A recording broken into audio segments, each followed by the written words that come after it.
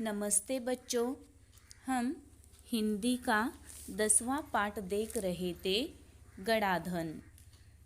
इस पाठ के पहले वीडियो में हमने देखा कि रामदीन और उनकी पत्नी ने अपने 4 आलसी बेटों को सबक सिखाने के लिए तीर्थ यात्रा पर जाने का बहाना बना दिया था और उनके चारों बेटों भी मन ही मन खुश हो गए थे, क्योंकि उन्हें लगा जब माँ और पिताजी तीर्थ यात्रा पर जाएंगे तब पिताजी का हम पर बंधन नहीं होगा, इसलिए वह खुश थे।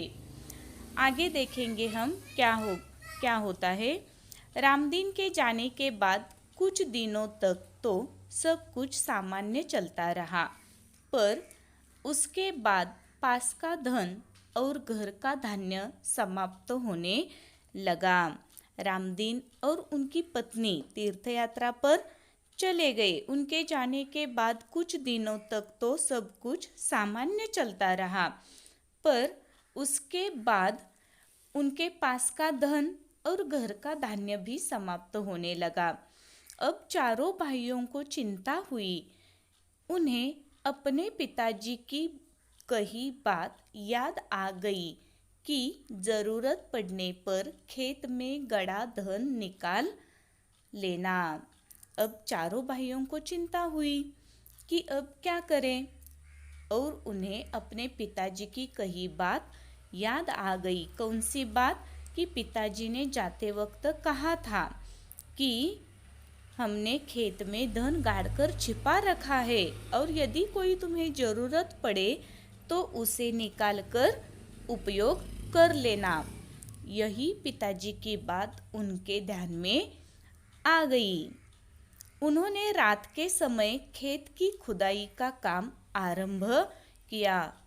फिर उन चारों बेटों ने रात के समय खेत की खुदाई का काम आरंभ किया। किस लिए? खेत में जो गड़ा धन है वह बाहर निकालने के लिए।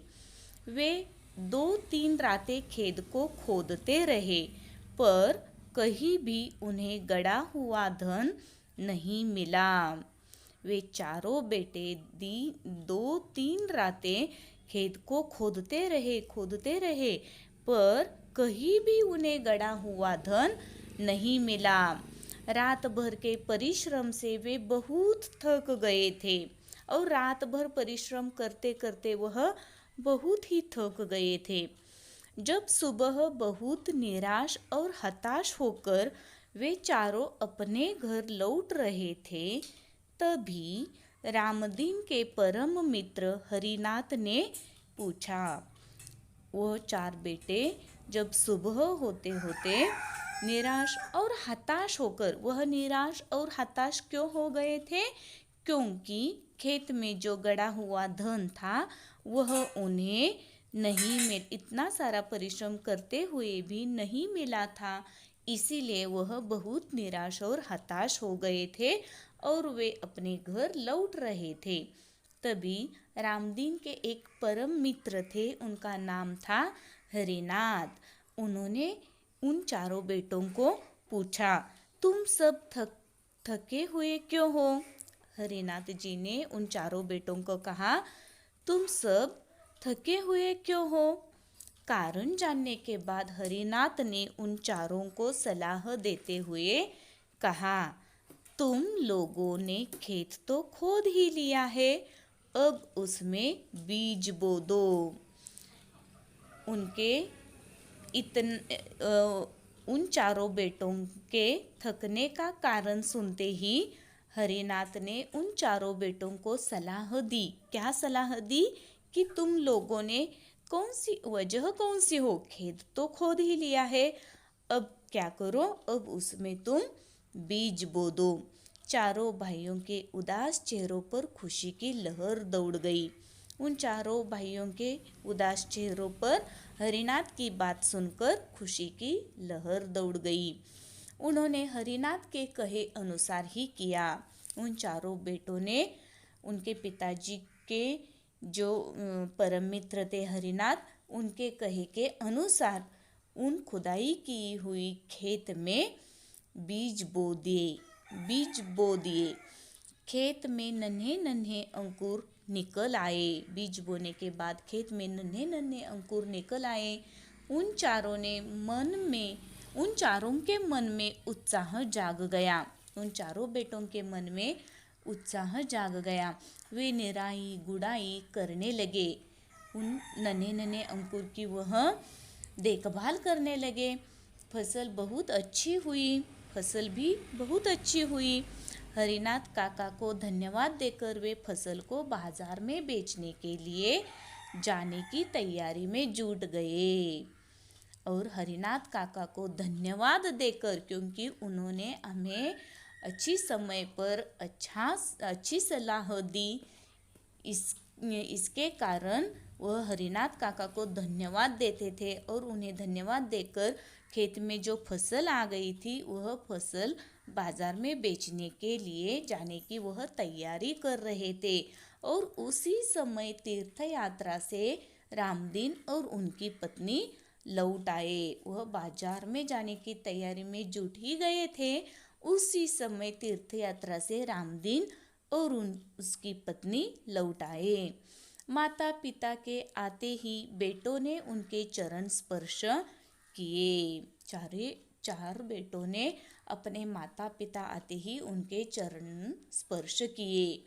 गाड़ी में लदे अनाज के बोरे देखकर रामदीन ने कहा, अब तुम्हें खेत में गड़े धन का राज समझ में आ गया होगा। गाड़ी में अनाज के बोरे लदे थे और वह बोरे देखकर रामदीन ने अपने चारों बेटों को कहा कि अब तुम्हें खेत में गड़े धन का राज समझ में आ गया होगा।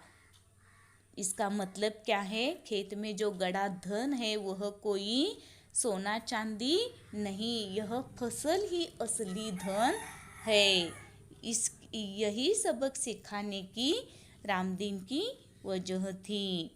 चारों ने सिर हिलाकर स्वीकार किया और कहा, हाँ पिताजी, अब हम यह भी समझ गए हैं कि जीवन में परिश्रम के बिना कुछ भी संभव नहीं है। चारों बेटों ने रामदीन की यह बात स्वीकार की और कहा, पिताजी, अब हम यह भी समझ गए हैं कि जीवन में परिश्रम के बिना कुछ भी संभव नहीं है। यदि हमें कोई कुछ संभव करना है तो उसके लिए हमें परिश्रम करना ही होगा। परिश्रम के बिना कुछ भी संभव नहीं है। परिश्रम से ही धन कमाया जा सकता है। अगर हमें धन कमाना है तो उसके लिए हमें परिश्रम करना ही होगा। यही सीख इन चारों बेटों ने सीखी। बच्चों, इस पाठ का जो स्वाध्याय है वह स्वाध्याय मैं आपको दे रही हूँ। वह स्वाध्याय तुम्हें अपने कॉपी में करके रखना है। नीम इस पाठ का स्वाध्याय भी ने नहीं दिया था, अब वह मैं दे रही हूँ। नीम कविता का स्वाध्याय भी तुम्हें अपने कॉपी में करके रखना है। धन्यवाद।